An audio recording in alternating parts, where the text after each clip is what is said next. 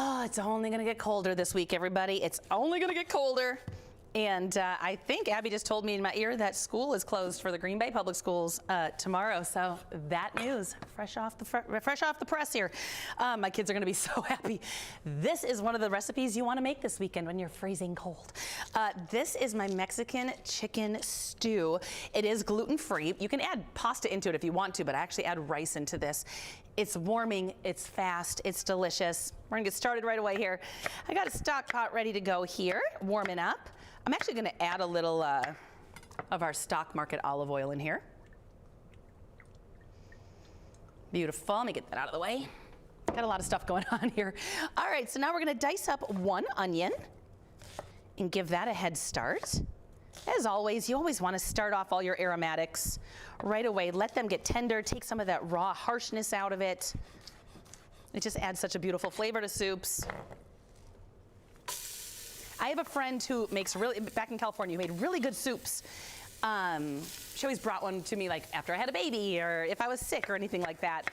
And I remember asking her once, any tricks that you want to tell me? Because I love soup and I love making soup. And she said, I just keep a huge bag of frozen onions in my freezer and I just throw frozen onions in. And I'm like, I mean, it goes against everything I've ever been taught as a chef, but I was like, that's genius.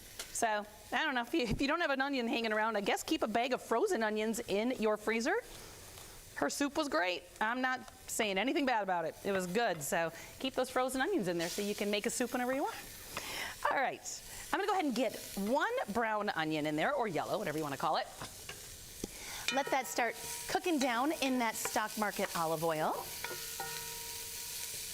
They have a lot of fun flavors of olive oils, the stock market does, so like they have that cayenne one, I think they have a cumin infused one, so all of those would be good in that as well. Let's go ahead and get a lot of garlic going here. I got, 4 or 5 cloves, whatever you got hanging around. This is a recipe, if you wanna use garlic, you have my blessing. Prefer you don't, but this is one of those forgiving. It's a soup, so the garlic is not the star of the dish, so if you want to use the garlic, you go right ahead. Tonight I'm making my sauce. And you know what? I can't remember if I made it on the show. Abby has to remind me constantly of what I've made and what I haven't. I tend to have a short memory. Tonight for dinner I'm making my sausage tortellini. It's like an Italian soup. Abby, have I ever made that on the show? Can you tell me? She said, I believe you have. Okay, great. If I did, I'll send a picture of it on our social media tonight on our stories and send a link. It is delish. I have Italian sausage thawing right now in my fridge. All right, giving this a good mince up here. I'm gonna go ahead and add that in. Let that start softening up a little bit as well. And then I'm gonna get a jalapeno in here. I do one because I'm gonna be adding some chipotle. I wanted fresh jalapeno, like the fresh pepper, but then I also wanted the smoked jalapeno, which is what chipotles are. I think everybody today is in the mood for spice, so I think I'm gonna keep at least the seeds in for half of it. Give that a nice little mince.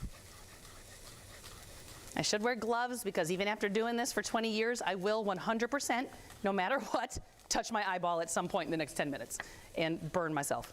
It's just gonna happen. I have to just come to terms. All right, that's going in. Let me give that a stir real quick. Make sure that's sinking. I'm gonna turn the heat down just a smidge. Onions are browning a little bit, not really what I'm looking for. There we go. I'll take the seeds out of this one though. I think half is comparable. It's gonna give you a good spice without blowing anybody's heads off. I got rid of the seeds, kept a little bit of the stem. Again, just give this a nice little mince.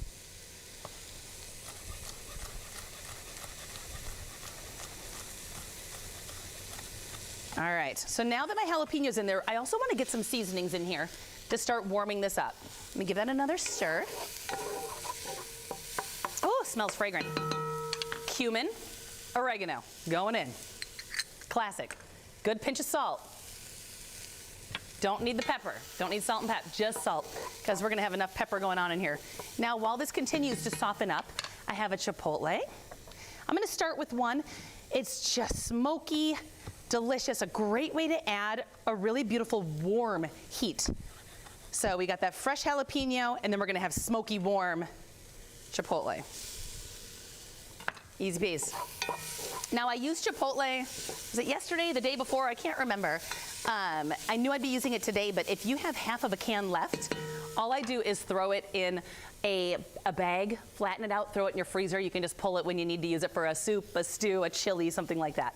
Okay, so now we're gonna go ahead, now that these have had a chance to soften up, those onions have softened up, jalapeno, garlic, everything's good to go. I'm gonna add in a can of drained black beans, along with a big can of diced tomatoes, petite or regular. Give that a good stir. And then I'm gonna add a couple of dashes of Worcestershire sauce, just to deepen the flavor a little bit. Something you should always have in your fridge, because it's delicious and adds a beautiful flavor to everything. Now I can crank up the heat, and then I'm gonna add in a box of chicken broth.